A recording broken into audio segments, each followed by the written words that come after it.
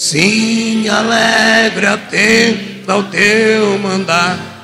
Bondoso Deus, pela tua graça e misericórdia, através da tua palavra, fala conosco, Senhor.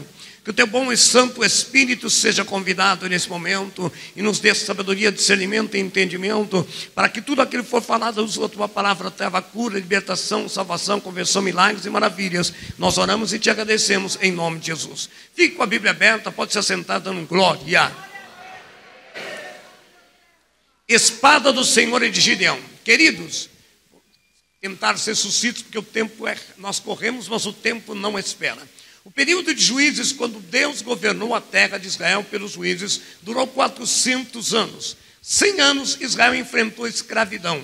300 anos do governo de juízes. Israel, eles pecavam, o povo desviava e fazia aquilo que parecia mal aos olhos de Deus.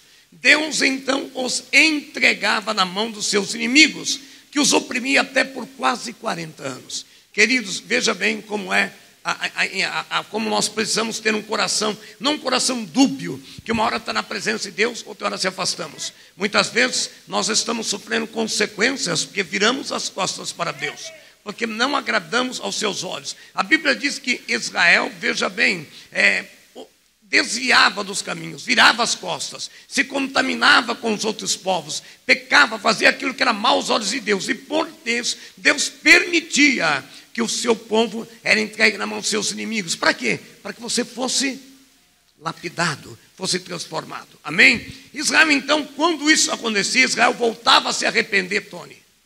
Se arrependia, clamava e o Senhor os livrava. Mas isso era um círculo vicioso, e até para a gente. Tem pessoas que pecam e pedem perdão. Peca e pede perdão, mas cuidado, esse círculo não pode ser contínuo. Uma hora Deus é misericórdia, mas uma hora Ele também se torna justiça. Então, ou você conserta as tuas veredas ou não. Amados, escuta bem. Nesse caso aqui, o povo estava debaixo de uma sura servidão de Midianita. Eles aravam a terra, semeavam, preparavam, lavravam, plantavam, e quando iam colher, os midianitas, os amalequitas e o povo árabe vinha com uma multidão como se fossem gafanhotos. Vinha e devorava todo o fruto da terra, todo o suor daquele povo. Isso não foi um dia, foram 7 anos consecutivos. Imagina você plantar com fome, quando você pensa que vai colher, vem os teus inimigos e destrói tudo aquilo que você estava esperando. E hoje não é diferente. Quantas vezes você está plantando, guardando um dinheirinho, com suor, com sacrifício, vem o devorador, destrói o carro, faz o carro quebrar, faz a máquina quebrar, e lá vai o suor do teu trabalho. Mas hoje Deus vai repreender essa fúria inimigo na tua vida. Querido, quantas pessoas poderiam estar na igreja hoje e não estão? Não é obrigado, porque Deus não quer você por obrigação, quer você por liberalidade, por amor, com carinho. Mas nós temos que entender, queridos, em nome de Jesus Cristo. Escuta, o povo havia virado as costas para Deus. O povo plantava, semeava, e quando ia colher, lá vem os midianitas, os amalequitas, subiam contra eles, devoravam tudo como um bando de gafanhoto. Nesse período, Israel empobreceu e o povo ficou debilitado. Querido, eu estou falando com vidas. Se tem alguém aqui que estava empobrecendo, debilitado por causa da prova, Deus vai mudar a tua situação hoje. Deus que mudou Ramanácia lá na vida de Israel no passado é o mesmo Deus. Amados, só que acontecia uma coisa: esse povo agora empobrecido, o povo não tinha nem condição de reagir mais. Fizeram cavernas para esconder dos midianitas. O povo estava cansado, não tinha nem força para lutar. Quem sabe você se encontra numa prova tão árdua, entre anos, saindo as coisas acontecem, você já está cansado, dizendo basta, se escondendo, mas hoje Deus te chama para fora, aleluia, amém? E arrependidos, eles clamavam o Senhor. E quando queriam um arrependimento sincero e profundo, Deus ouve e sempre escuta. Deus ouve e sempre levanta alguém. Diga para o teu irmão: Deus sempre levanta alguém.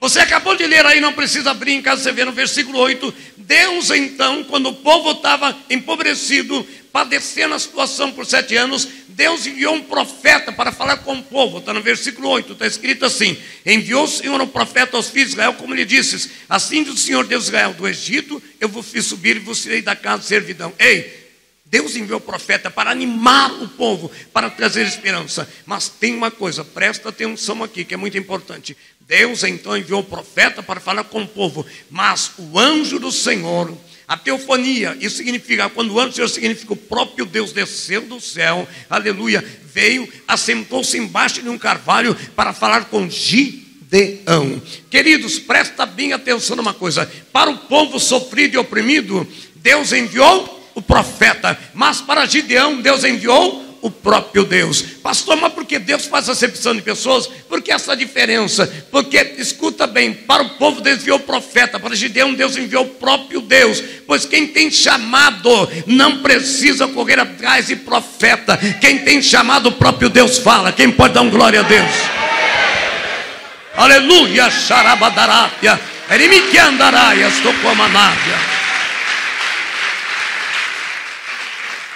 Quem tem chamado, não precisa ir, ora para mim, para ver se é isso mesmo. Se Deus me chamou para força, se Deus... Ei, quem tem chamado não corre atrás do profeta, o próprio Deus fala. Amém, queridos? Deus ainda fala, igreja. Gideão, escuta bem, ele malhava o trigo no lagar para o salvar dos midianitas. Veja que de tudo que era plantado, presta atenção que eu vou correndo aqui, desculpa, de tudo que era plantado na terra, que o povo plantava e os midianitas levavam, Gideão escolheu salvar o trigo. Por quê?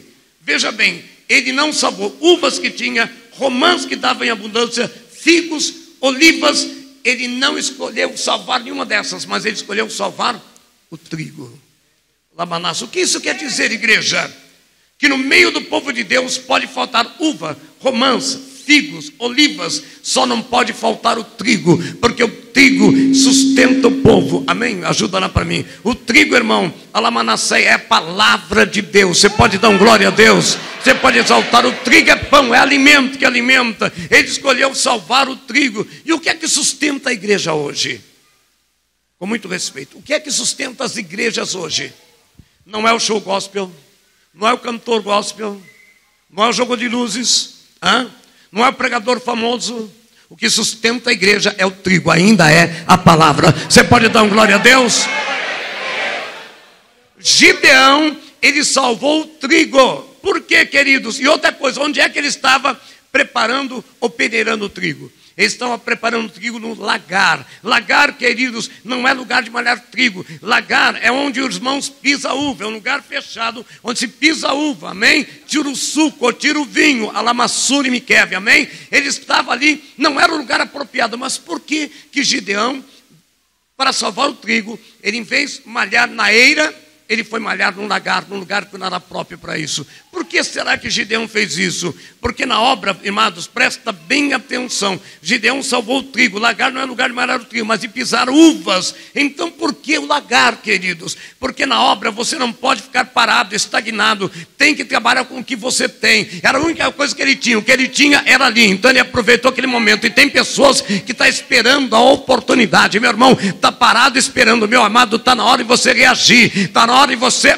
preparar e operar com aquilo que Deus tem lhe dado na mão. Você tem como testificar, vai tomar ônibus, testemunha, leva os folhetos para evangelizar, usa aquilo que Deus tem te dado. Gideão usou. Olha que coisa, queridos, presta bem atenção, que eu estou correndo aqui por causa do tempo. Quando a gente fica preocupado, a gente pega um pouquinho da essência, porque na obra você não pode ficar parado, estagnado, tem que trabalhar com o que você tem, queridos, porque quem tem glória dá glória, quem tem aleluia dá aleluia. Só não pode ficar parado. Diga para o irmão, só não pode ficar parado. Quem tem glória dá glória, quem tem aleluia dá aleluia. Amém? Você tem glória aí, então dá glória. Aleluia. Só não pode ficar parado no culto, querido. Gideão não ficou escondido nas cavernas. Gideão não se recusou a esconder nas cavernas. A Bíblia diz que ele estava escondido, tentando salvar o pouco que tinha mais no lagar. Ele não estava escondido na caverna, amém? Por isso, queridos, alabacera meneia, eu quero dizer uma coisa: Deus vai tirar dessa caverna do medo, da incerteza hoje, em nome de Jesus Cristo, amém?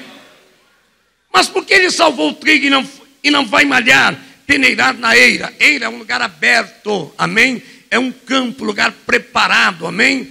Para esconder dos midianitas. A eira é um lugar, veja bem, a eira é um lugar aberto, lugar público e espaçoso, tipo aqueles que viviam no interior, que sabe quando ia secar café, aquele terreirão aberto, amém? Aquilo ali era a eira, um lugar que todo mundo via, um lugar que era público, mas ele não fez ali. Por quê? Se ele fizesse ali, os midianitas, amalequitas estariam vendo. Então ele foi malhar o trigo no lugar errado, mas era necessário no lagar, porque o lugar era um lugar escondido, pequeno e escuro, não era um lugar que todo mundo via. Quem pode dar glória a Deus? Está entendendo, meu querido? Está entendendo, minha irmã? Amém? Agora eu quero que você entenda. Lagar é lugar apertado, escuro, escondido. Eira é lugar alto. Lagar é lugar baixo. Deus não encontrou Gedeão na eira, amém? Mas encontrou ele aonde? No lagar. Porque chamado ministerial não começa na eira, em lugar que todo mundo quer ver, quer fazer sucesso. Chamado ministerial não começa com coisas grandes e nem por cima, mas começa pequeno e por baixo. Quem pode dar glória a Deus aí? Quem está entendendo? Quem está entendendo? Quem está entendendo? Glorifica.